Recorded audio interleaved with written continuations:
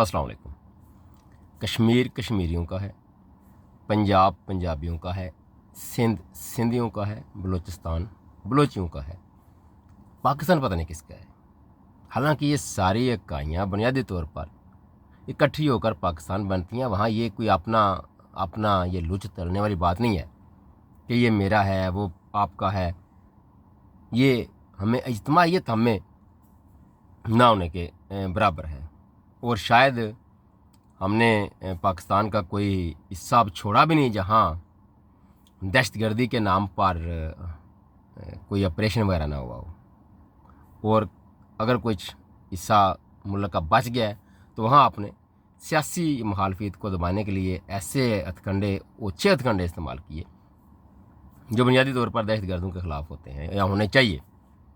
आप सारी पाकिस्तान के जो अज़ल से अपना इब्तदाई दिनों से उस वक़्त से आप छोड़ भी दें और जो 1973 का मुतफ़िक़ा आइन है आप वहाँ से भी शुरू कर लें तो 52 साल तकरीबन बनते हैं। और इन 52 सालों में आप देख लें मिलिट्री के कितने हैं, फ़ौज के कितने हैं। वो 11 साल जनरल ज़िया-उल हक के हैं और 9 साल परवेज़ मुशर्रफ साहब के हैं, जो 20 साल तो यही बनते हैं। और पीछे जो बचते हैं उनमें आप अगर 88 से लेकर 98 तक 10 साल का अरसा ले लें, 99 11 साल का अरसा ले लें, तो वहाँ किसी असम्बली ने मुद्दत पूरी नहीं की। और अगर 2000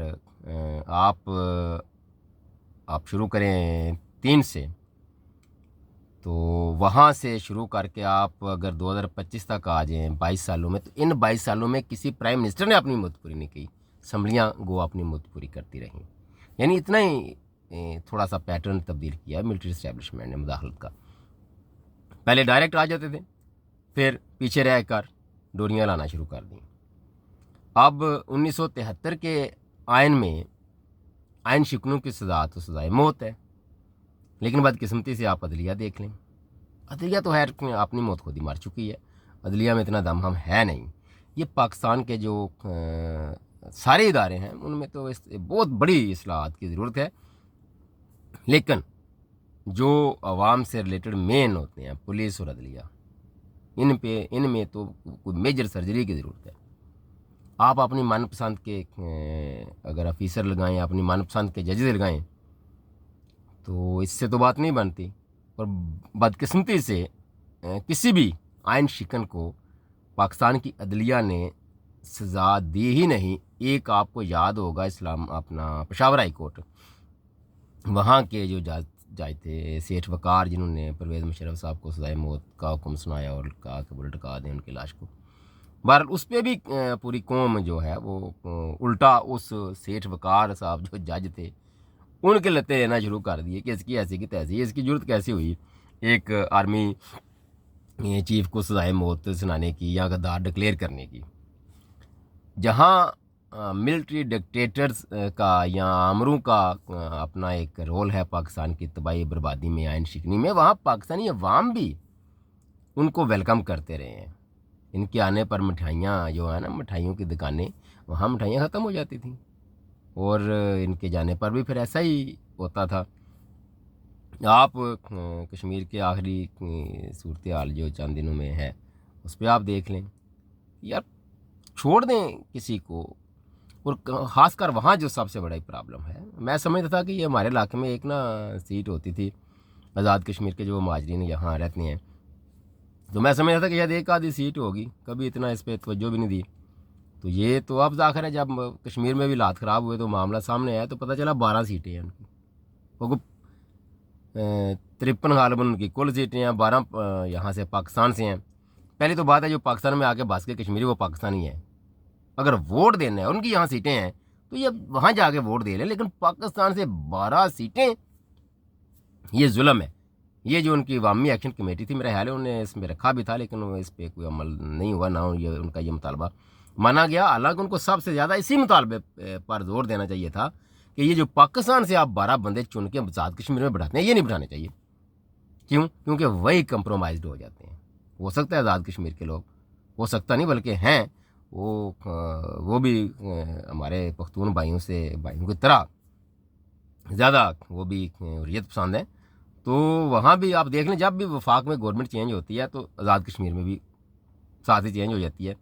तो मेरा ख्याल है इसमें वो जो 12 बंदे पाकिस्तान से जाते हैं ना, वहाँ उनको मिलिट्री इस्टेब्लिशमेंट दबा दबो के अपनी मर्ज़ी के फिर आगे सारे, वो उधर तो उनको 10-15 बंदे चाहिए होते हैं, वो ज़ाहिर है वो होते हैं उधर, किसी भी जमात के हो सकते हैं।